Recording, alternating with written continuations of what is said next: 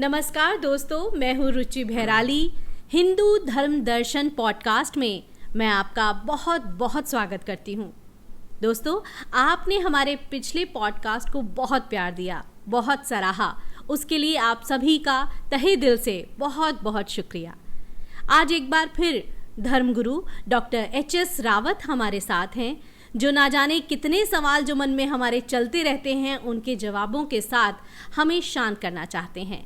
हमारी वो प्रक्रिया जो दिमाग में चलती रहती है निरंतर, जिसका कोई रास्ता हमें नज़र नहीं आता। धर्मगुरु HS रावत जी ऐसी हस्ती हैं कि वे अपने जितने भी एक्सपेरिमेंट्स हैं, जितना भी उनका आज तक का सफ़र रहा, इतने सालों का ज्योतिष की दुनिया का जाना माना नाम है, उससे वो हमें परिचय करवाते हैं और एक सही राह दिखाते हैं ताकि हम अपने जीवन में आगे भी सफलता प्राप्त कर सकें। तो मैं बहुत ही दिल से स्वागत करती हूँ धर्मगुरु डॉक्टर HS रावत जी का। आपका बहुत बहुत स्वागत है सर। नमस्कार मित्रों, और बहराली जी आपका भी बहुत बहुत स्वागत है। बहुत बहुत धन्यवाद। कहते हैं दोस्तों कि आपकी संगत हमेशा अच्छी होनी चाहिए, क्योंकि जब आप अच्छे लोगों में उठते बैठते हैं तो बहुत कुछ सीख जाते हैं। मैं बहुत सौभाग्यशाली हूँ कि मुझे डॉक्टर HS रावत जी का सानिध्य मिला, बहुत कुछ सीखने को मिल रहा है। मैं इसे प्रभु की कृपा समझती हूँ। और आप भी अगर पॉडकास्ट से जुड़े रहते हैं तो न जाने ऐसी कितनी बातें आप भी सीख जाएंगे और आपके जीवन में भी निसंदेह बहुत ही पॉजिटिव एटीट्यूड के साथ जब आप आगे बढ़ेंगे तो बहुत कुछ सीख भी सकते हैं। तो चलिए आज का पॉडकास्ट एक नए और मज़ेदार सवाल के साथ शुरू करते हैं। रावत जी, आपको बहुत बहुत बधाई। आपने एक तरह से हैक्टिक बताई है कि 3 अवार्ड्स एक अलग अलग संस्थाओं ने एक साथ आपको दिए। तो ये हैट्रिक जो आपने की उसके लिए आपको बहुत बहुत बधाई। बहुत बहुत धन्यवाद। और जो प्यार जनता का मिलता है जी, जो प्यार जनता देती है जी, उस सम्मान का मुकाबला कोई सम्मान नहीं कर सकता। ये हम देख पाते हैं कि आपकी आंखों में वो ममता और वो स्नेह जनता के लिए है, वो प्रेम है। मैं ये जानना चाहती हूँ कि आपकी दिनचर्या कैसे शुरू होती है, क्योंकि आप बहुत अक्सर व्यस्त रहते हैं, बहुत सारे प्रोग्राम्स आप अटेंड करते हैं देश विदेश में। आप दिल्ली में बहुत कम रह पाते हैं और जब रहते हैं तो आपकी ऑलरेडी इतनी अपॉइंटमेंट्स होती हैं। तो आपका दिनचर्या कैसी है? बिल्कुल, मैं रुचि जी बताना चाहता हूँ जी।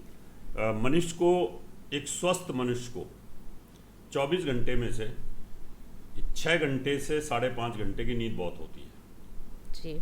यानी एक स्वस्थ मनुष्य को बहुत है। और योगी के लिए 4 घंटे बहुत हैं जी। अब मैं 6 घंटे, 5.5 से 6 घंटे में सोता हूँ, बस इतना। यानी 11 बजे से लेकर के 5 बजे तक, रात के 11 बजे से लेकर 5 बजे तक ये मेरा नींद का टाइम होता है। और इसमें कभी 5.5 घंटे, और जब बाहर होता हूँ तो कभी कभी ये पूरी भी नहीं होती है। हाँ। लेकिन सफिशिएंट है कि 6 घंटे अगर मैं पूरा सोता हूँ तो मेरी बॉडी पूरी चार्ज हो जाती है। यानी कहते हैं ना को इन्वर्टर चार्ज हो गया। तो आपको एकदम लेटते नींद आ जाती है, इतने थक चुके होते हैं आप? इसका एक विज्ञान है जी, कि नींद को लाने के लिए अपनी बॉडी को शट डाउन करना पड़ता है। अच्छा।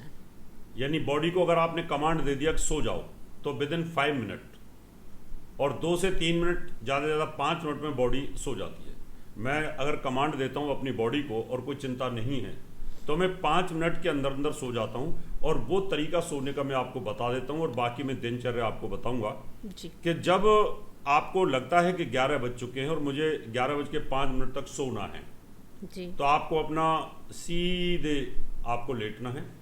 लेटने के बाद में अपने मन को आप अपने अंगूठे पे लेके जाएं।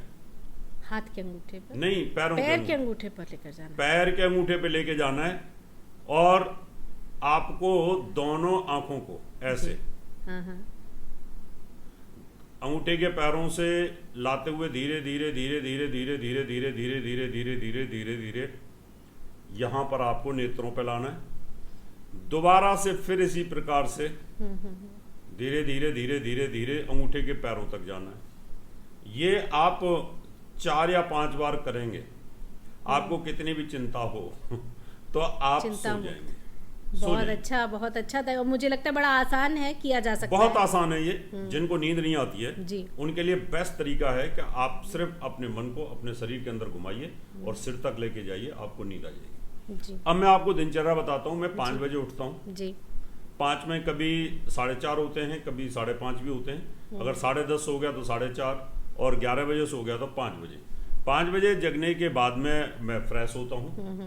फ्रेश होने के बाद में मैं कुछ समय तक योगा और एक्सरसाइज करता हूँ।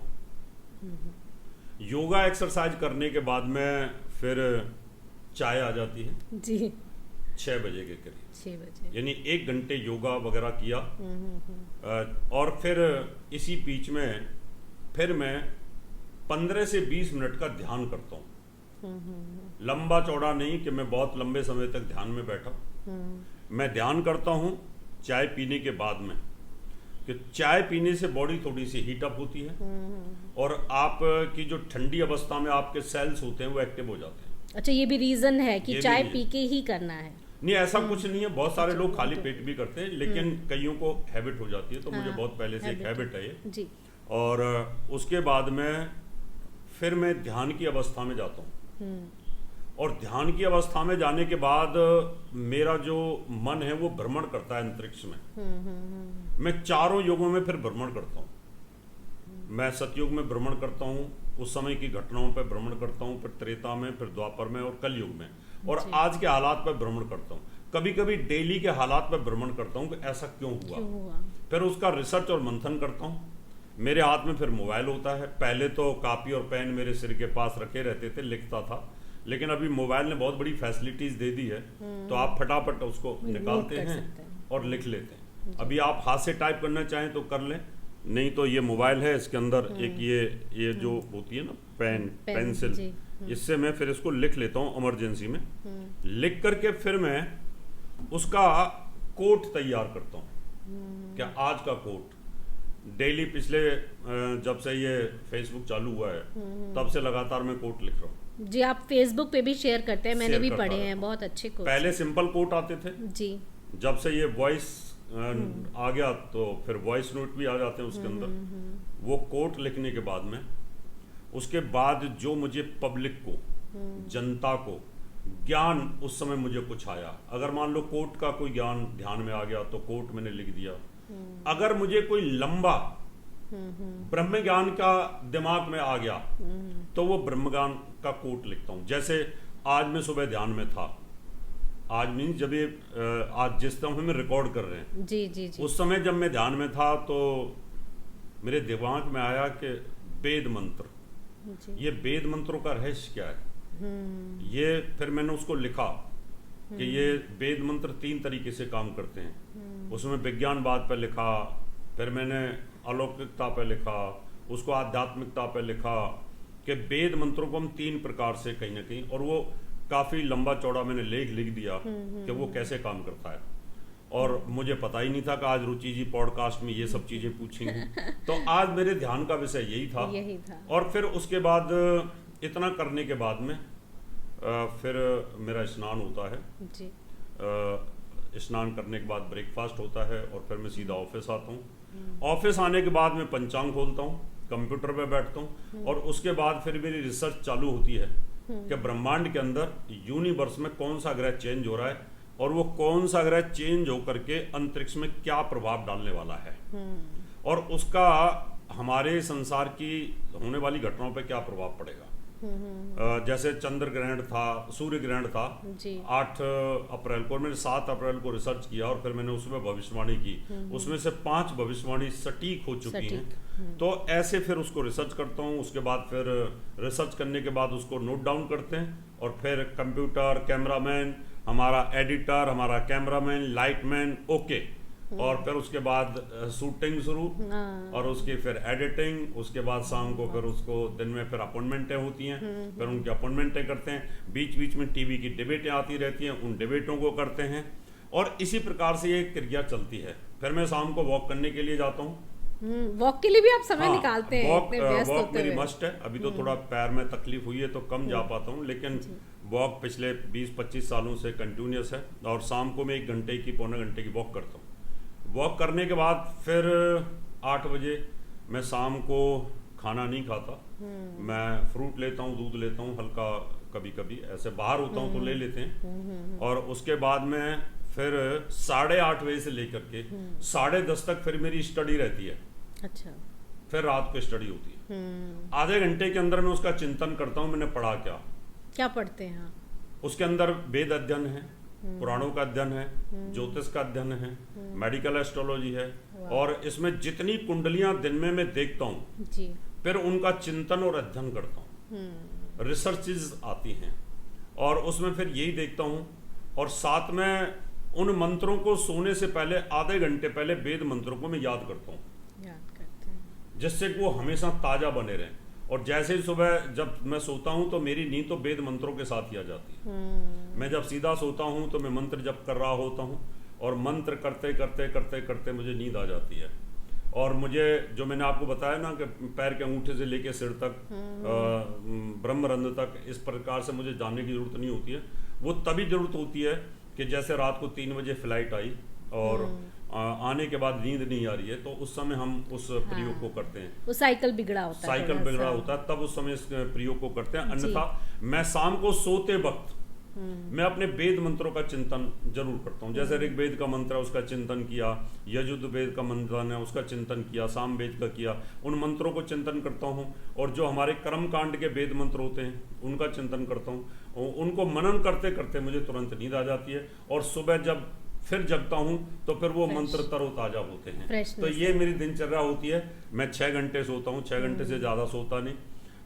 दिन में मैं कभी सोया नहीं, लेकिन अभी जब तकलीफ होती है कभी कभी तो उस समय हल्का शरीर थक जाता है। जब थक जाता है तो थोड़ा रेस्ट के लिए 10-15 मिनट, ये मेरी दिनचर्या रहती है, जिसमें 18 घंटे मेरा काम रहता है। बहुत बहुत ज्ञान की बात के साथ साथ मैं बहुत तारीफ करना चाहती हूँ कि इस एज में भी आपने अपने रूटीन को बरकरार रखा हुआ है, जिसमें सैर भी शामिल है, योगा भी शामिल है, स्टडीज़ और लिखना। मुझे लगता है ये मंत्र ही आपको इतनी ताकत दे देते हैं कि आप अंदर से वो जो आपका मंथन है वो यूनिवर्स एक सपोर्ट करता है। कहते हैं ना, अच्छे रास्ते पे चलो तो सारी कायनात आपका रास्ता खोल के देती है कि चलो। तो आप तो धर्म के रास्ते पर चलते हैं, आप सत्य के रास्ते पर चलते हैं, तो बहुत ही अच्छी बात है कि जीवन में इस तरह का आप आचरण रखते हैं और व्यवहार रखते हैं कि आगे भी उसको निरंतर किया जाए। आपने बात की नींद की, तो एक मेरे मन में ये विचार आ रहा है रावत जी, अक्सर हम घर परिवार में भी सुनते हैं, दोस्तों में सुनते हैं कि आज अच्छी नींद नहीं आई, आज मुझे बुरा सपना आया, और सुबह का सपना अच्छा होता है। क्या आपको सपने आते हैं, या ये सपने कितने सच्चे होते हैं, और या ये कुछ संकेत होते हैं जीवन में होने वाली घटनाओं के, कुछ कहने के लिए आते हैं, या ये हमारा भ्रम है? ये सपने हमारे जो सपने होते हैं ये 3 प्रकार के सपने होते हैं, और इनका नींद के साथ बहुत गहरा संबंध होता है। इसके वैज्ञानिक और आध्यात्मिक आधार को मैं सभी दर्शकों को बताना चाहता हूँ। सपनों को जी। हमारी जो आंखें होती हैं जी, ये इन सपनों का आत्मा और मन के साथ संबंध होता है। मन प्रकृति है, मन जितने भी हमारे 136 लोक हैं उनमें भ्रमण करता है। अच्छा। और आत्मा हमारे शरीर को चलाती है।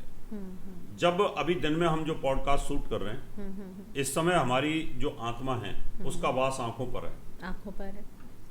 क्योंकि आंखें तस्वीर बनाती हैं, आंखें देखती हैं, और फिर जो देखती हैं आंखें उस अच्छे और बुरे का फैसला आत्मा करती है। आत्मा करती है, मन नहीं करता। मन में तो लगता नहीं। बड़ी गहरी बात कही है कि आंखें ये तय करेंगी, मन नहीं करेगा। मन तय नहीं करता। क्या अभी मान लो मेरी आंखों के सामने कोई ऐसी घटना आती है तो मन तो कहेगा मैं देखता रहूं इसको, और आत्मा कहेगी नहीं छोड़ो ना, तुम्हारा इसके साथ कोई लिंक नहीं है कि तुम धर्म के रास्ते पे चल रहे हो। तो मेरी आत्मा आंखों में वास करेगी। जब मैं सो जाऊंगा, निद्रा में रहूंगा जी, गहरी नींद में होता हूं जी, उस समय शरीर को चलाने के लिए, प्राणों को चलाने के लिए, ये जो हमारा शरीर है, जो इंजन चल रहा है, ये प्राणों से चलता है। प्राणों से चल रहा है। इन प्राणों को आत्मा चलाती है जी। तो उस समय पर आत्मा का जो वास है वो प्राणों में होता है। अच्छा। और जब हम स्वप्नावस्था में होते हैं उस समय हमारा जो आत्मा है वो जो स्वप्नावस्था में होता है उस समय उसका लिंक मन के साथ होता है। ओके। स्वप्नों में जो चल रहे होते हैं, क्योंकि उस समय ये आंखें तो बंद हो जाती हैं, बंद हो गई, और सपनों में हम सब कुछ देखते भी हैं। और कहते हैं कि आप एक बार सो गए तो आप तो एक मृत शरीर है। हाँ। हाँ। लेकिन ऐसा नहीं है। हाँ। इसके भी दो पहलू होते हैं। अच्छा। जो बहुत गहरी निद्रा में सो जाता है उसका जो मन है वो निष्क्रिय अवस्था में चला जाता है, तो वो उसको कुछ पता नहीं चलता।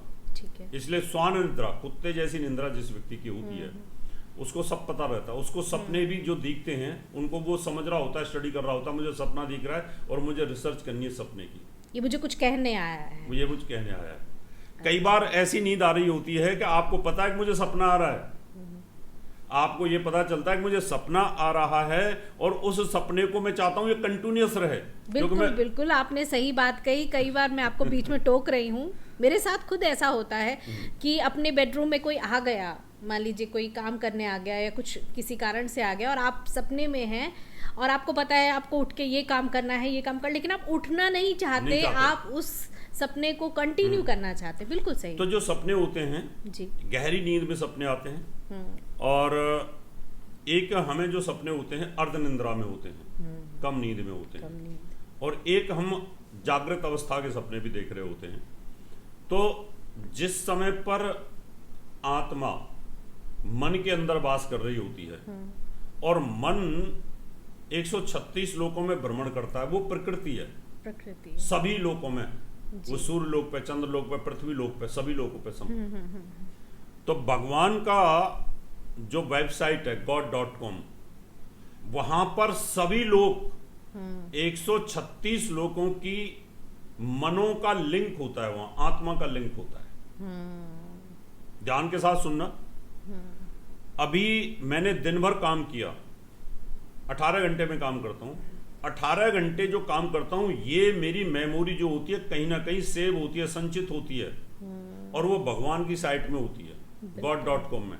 तो जब हम रात को गहरी निद्रा में सोते हैं और उस समय आत्मा का वास हमारा मन के अंदर होता है और मन दिन भर के डाटा को ट्रांसफर करता है भगवान की साइट पे, भगवान की मेमोरी में, और प्रकृति में उसको संचित करता है। जब सभी लोगों के मन, जितनी भी आत्माओं के जो मन हैं, वो मन सब अपना अपना डेटा संचित करने के लिए आते हैं। जी। चंद्रमा पे रहने वाला कोई डॉक्टर एच.एस. रावत, बृहस्पति पे रहने वाली रुचि बहराली जी, और वो भी अपना डाटा संचित करने के लिए अगर भगवान की वेबसाइट पर लिंक करती है, उस समय पृथ्वी लोक से मेरी भी करती है, तो सारे मन वहां पर टकरा जाते हैं, टकरा जाएंगे। और उस समय कई बार हमारा मन उस डाटा को देख लेता है कि जो डाटा कभी जिंदगी में देखा ही नहीं होता। सपनों में कभी आपने जो चीज नहीं देखी होती है, लेकिन वो घटना आपके साथ घटित होती है। बिल्कुल सही। तो एक तो ये होता है कि सपनों का रहस्य, और एक होता है कि सपने हमें अवेयर करते हैं। क्यों? कि हमारा जो चित्त है, हमारा जो अंतःकरण है, इसमें करोड़ों करोड़ों जन्मों के संस्कार जुड़े होते हैं, जिसके आधार पर हमें जीवन प्राप्त होता है। और जब संस्कार रहित आत्मा हो जाती है, उस समय मोक्ष प्राप्त होता है। अगर आपके चित्त के अंदर संस्कार हैं और वो संस्कार जागृत होते हैं, मान लो आत्मा के थ्रू वो जागृत हो जाएं, और जब वो मन सपने देखता है तो आप ही के संस्कार वो सपनों में आते हैं।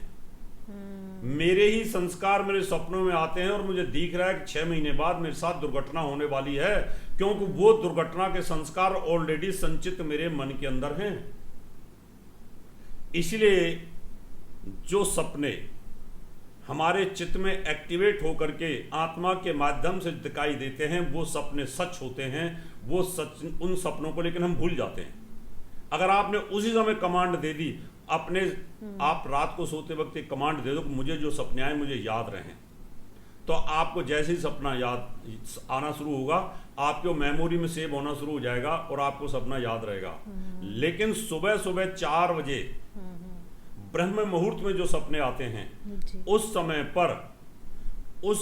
पर मन आपका अंतरिक्ष से, धूलोक से वापस आपके शरीर में आने की कोशिश करता है, और जिस समय वो वापस आने की कोशिश करता है उस समय जो सपने दिखाई देते हैं वो ट्रू होते हैं। हाँ, ऐसा बड़े बुजुर्ग कहते थे कि सुबह का सपना सच वो होता है। सच होता है। अब इनकी कैलकुलेशंस होती है। कैलकुलेशन ये होती है कि मान लो सुबह 4 बजे आपने सपना देखा कि आपके पड़ोसी के यहाँ पर बारात आई हुई है जी। या आपके किसी रिश्तेदार के यहाँ बारात आई हुई है, तो उस घर में मृत्यु निश्चित है। अच्छा। ऐसे सपने होते हैं। आपने कहीं ऐसा बाढ़ देखा, भूकंप देखा, कुछ देखा, ऐसे सपनों का फिर एक आधार होता है। तो हमारे ऋषियों ने उसको विश्लेषण किया। इसलिए सपने नॉर्मल नहीं होते, इन सपनों का एक बहुत बड़ा परिविज्ञान का रहस्य होता है। इसलिए ध्यान कर लीजिएगा, जब आप सपने देखें तो उस समय रात के समय पर आपके मन पर आपकी आत्मा का प्रभाव स्वप्न अवस्था में होता है, और वो हम भूल जाते हैं, क्योंकि जैसे ही वहाँ से वो अपना पूरा डाटा डिपॉजिट करके मन आता है और हमारे इस जो चेतन मन को एक्टिवेट कर देता है, तो अचेतन मन ने क्या देखा है वो हम भूल जाते हैं। ये इसका वैज्ञानिक रहस्य और आध्यात्मिक चिंतन है, और ये वेदीय आधार पर है और ये उपनिषद के आधार पर है। बड़ी गहराई में जाकर के आपने इसको समझाया, और एग्जाम्पल भी god.com, ये तो सबको याद भी रहेगा कि कितने सहज तरीके से आपने बात को समझाया, जबकि बहुत गहरी बात है। जैसे अभी आपने कहा कि अगर हम बारात देखते हैं तो कुछ गड़बड़ होने वाली है, तो अगर कुछ ऐसी चीज़ देख लें जो बहुत बुरी है, किसी की मृत्यु देख लें, तब क्या है? नहीं, इसके अंदर मृत्यु देखना, किसी की मृत्यु देखना, तो समझो कि उसकी आयु बढ़ रही है। अच्छा। अगर आपने किसी को बहुत खुश अवस्था में देखा है, प्रसन्न चित्त अवस्था में देखा है, उछलते हुए देखा है, कूदते हुए देखा है, तो उसके लिए दुर्घटना का योग बनता है। तो सपनों की कुछ एनालिसिस करने का तरीका होता है जो हमारे ऋषियों ने किया है। ये तो मैंने एक उदाहरण दिया है जी। कि इन सब चीज़ों का क्या है। जैसे सोना सपनों में पाया अच्छा नहीं होता, चांदी पाई तो अच्छी होती है, क्योंकि चांदी चंद्रमा को रिलेट करती है, और अगर चंद्रमा आपके मन के साथ लिंक है तो आपके लिए पॉजिटिविटी है, और गोल्ड आपके सूर्य के साथ लिंक है तो कहीं ना कहीं आपके लिए दुर्भाग्य का सूचक हो जाता है। तो ऐसे इन सब चीज़ों को हम ग्रहों के साथ लिंक करके देखते हैं, तो आप बहुत आनंद ले सकते हैं। बहुत गहरी बातें हैं ये।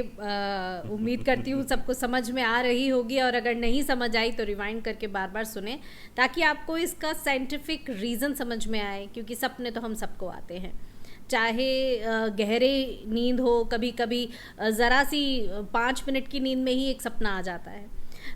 गुरुजी, आप ये बताएं कि जैसे वास्तु के दृष्टिकोण से भी देखें तो सोने का एक अपना तरीका है, अपनी दिशा है, और इसका भी बहुत महत्व रहता है, तभी अच्छी नींद आती है। तो ऐसी कौन सी दिशा है जहाँ पर सर रख कर हमें सोना चाहिए, और क्या उनका भी हमारे सपनों पर प्रभाव पड़ता है? बिल्कुल, बहुत अच्छा प्रश्न है। मैं आपको बता देता हूँ कि जो हमारी पृथ्वी है उसका मूवमेंट नॉर्थ और पोल और साउथ पोल, 2 पोलों पे टिका होता है। एक नॉर्थ पोल होता है, एक साउथ पोल होता है। तो हमारी जो इलेक्ट्रिक मैग्नेट वेव्स हैं जी, जो इनको कह सकते हैं रेडियो वेव्स जो हैं, वो नॉर्थ से साउथ और साउथ से नॉर्थ को चलती हैं, जिसके आधार पर पूरा हमारा हवाई जहाज का सिस्टम, नेविगेशन सिस्टम चलता है, उस पर ये चलती हैं। तो ऐसे हमारे शरीर के अंदर भी 2 पोल हैं, क्योंकि हम पृथ्वी तत्व से बने हुए हैं। हमारे शरीर के अंदर ये ऊपर का जो है नॉर्थ पोल, और पैर हमारे ऊपर साउथ पोल में आते हैं। तो मैग्नेट का सिद्धांत ये कहता है कि अगर नॉर्थ को नॉर्थ के साथ जोड़ेंगे तो रिपल्सन होगा ऐसे, यानी मैग्नेट आपस में चिपकेगी नहीं, इस प्रकार से भागेगी जी। और अगर नॉर्थ को साउथ के जोड़ेंगे तो इतनी दूर से एकदम चिपक जाएगी, ऐसे ऐसे चिपक जाती है। तो ऐसे ही हमारे शरीर के अंदर जहाँ हार्ट पंप करता है, तो ये हार्ट पंप कर करके इस तरीके से हमारे नसों के अंदर ब्लड को सप्लाई करता है ऊपर से नीचे तक, और ब्लड में आयरन होता है जी। आयरन होता है, और साथ में जगह जगह हमारे शरीर में वॉल्व होते हैं जी। वो वॉल्व हमारे ब्लड को आगे तक फॉरवर्ड करते हैं। अगर वाल्व खराब हो जाएंगे तो वो सप्लाई कम हो जाती है, कम हो जाएगी। तो अगर आप अपने सिर को नॉर्थ की तरफ करें और पैर को सिर को साउथ की तरफ करें और पैर को नॉर्थ की तरफ करें, तो उधर नॉर्थ में जो मैग्नेट है वो हमारी साउथ वाली मैग्नेट को खींच लेगी। तो यानी हमारा पूरा ब्लड सर्कुलेशन पैरों की तरफ चला जाएगा बहुत जल्दी से, और जब पैरों की तरफ से मैग्नेट आएगी वो ऊपर की तरफ खींच ले जाएगी। तो जब हम सोते हैं उस समय हमारा हार्ट जो है वो नॉर्मल पंपिंग करता रहे। अगर आपका सिर साउथ में, पैर नॉर्थ में है, तो आपका हार्ट नॉर्मल पंपिंग करेगा। अगर आप उल्टे सो गए, आपने अपने नॉर्थ को पृथ्वी के नॉर्थ में कर दिया, तो आपके शरीर के अंदर जो ब्लड सर्कुलेशन है सिर पे नहीं पहुंचेगा, वो नीचे की तरफ धक्के मारते रहेगी आपकी मैग्नेट। ओके। तो इस वजह से आपको नींद नहीं आएगी और आपके पेट में तकलीफ रहेगी, आपके सिर में तकलीफ रहेगी, आपके पैरों में सूजन आ जाएगी। अच्छा। इसलिए जब हम कहीं वास्तु विजिट पे जाते हैं तो उस समय हमें ये स्थिति का पता चल जाता है। अब इसको आप एक वैज्ञानिक उदाहरण के माध्यम से भी समझ सकते हैं। जी बिल्कुल। एक ट्रेन है 150 की स्पीड पे चल रही है, इंजन की तरफ आप सिर करके सो जाइए, इंजन की तरफ सिर करके सो जाइए। सुबह उठिए आप 7-8 घंटे के बाद में, तो आपके पैर सूज जाएंगे, क्योंकि आपका ब्लड प्रेशर 120 है, यानी ब्लड प्रेशर 80-120 है और ट्रेन की स्पीड 100-150 है, तो वो आपके ब्लड प्रेशर से ज्यादा स्पीड में है, तो आपके ब्लड प्रेशर को पैरों की तरफ धकेल देगी, इसलिए पैर मोटे मोटे सूज जाए। जी। अब आप उल्टे करके सो जाइए, आप पैरों को इंजन की तरफ कर लीजिएगा। सुबह सुबह देखोगे तो आपका मुंह ऐसे मोटा मोटा दिखाई देगा, ऐसे लगेगा कि आज तो मैं मोटा हो गया हूँ, यानी आंखें मोटी मोटी, चेहरा भरा हुआ, गोल गोल सा, ऐसे लगे चेहरा सूज गया या मोटा हो गया, और आप थोड़े खूबसूरत से भी लगेंगे। दैट इज भाई आप अपने घरों में रेगुलर इस प्रकार से सोचते हैं। कितनी स्त्रियों को पैरों में सूजन कभी खत्म होती नहीं है, किसी के सिर में दर्द कभी खत्म होता ही नहीं है। मैं वहां पर जाता हूं, जाकर के उनकी डायरेक्शन सोने की चेंज कर देता हूं और वो ठीक हो जाते हैं। ये इसका वैज्ञानिक आधार है। छोटी सी चीज है लेकिन कितना बड़ा, बहुत बड़ा इसका प्रभाव है और कितना डीप थॉट है ये। रावत जी, आपने कहा कि सोने के लिए दिशा का ध्यान देना है। दिशा क्या पूरे घर की या उस कमरे की होनी चाहिए? आप जिस कमरे में सोते हैं आपकी डायरेक्शंस, अच्छा। घर की डायरेक्शंस का प्रभाव अलग होता है, लेकिन आप कहाँ सोते हैं उस कमरे का हमने वास्तु देखना है, उस कमरे के आपने देखा है कि ट्रेन में एक साइड की जो सीट होती है उस सीट पे आदमी को जल्दी से नींद नहीं आती है, और जो जिग जैग सीट होती हैं उन पे आदमी को बड़े चैन के साथ नींद आ जाती है, क्योंकि वो प्रेशर हमारा बगल पे पड़ता है, इधर बगल पे पड़ता है, और वो सीधा सिर पे या पैरों में पड़ता है। इसलिए आप जहां सोते हैं वो आपके रूम की डायरेक्शन के ऊपर डिपेंड करता है, उससे आपको एनर्जी लेवल मिलते रहना चाहिए। और साथ में अगर आपका घर वास्तु के अनुरूप परफेक्ट है तो आप रात को सोएंगे तो आपको एनर्जी लेवल बहुत हाई मिलेगा, आपको पॉजिटिविटी मिलेगी, आपको चैन की नींद आएगी, और आपकी जो बॉडी होती है ये रात को रिचार्ज होती है, यानी पूरी रात में 6-7 घंटे वो एनर्जी को लेती है, स्टोर करती है, आपकी प्राण शक्ति को इम्प्रूव करती रहती है। और अगर आपको रात को सोते वक्त आपके घर में पॉजिटिव ऊर्जा नहीं मिल रही है तो समझ लीजिए कि आप जब सुबह उठेंगे तो आपको ऐसे लगेगा कि जैसे पूरी रात हम थक गए हैं, कोई काम किया है, परेशान हो गए, आपके पास एनर्जी लेवल ज़्यादा नहीं होगा, फ्रेशनेस ही नहीं रह पाएगी। तो फ्रेंड्स, उम्मीद करती हूँ कि आज के सवाल आपको बहुत पसंद आए होंगे और जवाब तो यकीनन पसंद आएंगे, क्योंकि ये साइंटिफिक आधार पर की गई बातें हैं जो आपको निरंतर लगातार समझने पर धीरे धीरे समझ में आ जाएंगी, क्योंकि बहुत मुश्किल और बहुत गहरी बातें हैं, बहुत आम इंसान के लिए बड़ी मुश्किल है ये चीज़ें समझना, लेकिन इतनी सादगी और इतने अच्छे एग्जाम्पल्स के साथ हमें एच.एस. रावत जी ने बताया है कि आप बखूबी समझ सकते हैं कि सपनों का और दिशा का हमारे जीवन पर कितना बड़ा असर होता है। तो आज के पॉडकास्ट में इतना ही। अगले पॉडकास्ट में फिर से नए सवालों के साथ हाजिर हो जाऊंगी आपके पास। रुचि भैराली, आप हमें दीजिए इजाज़त। आपका सर बहुत बहुत शुक्रिया। नमस्कार।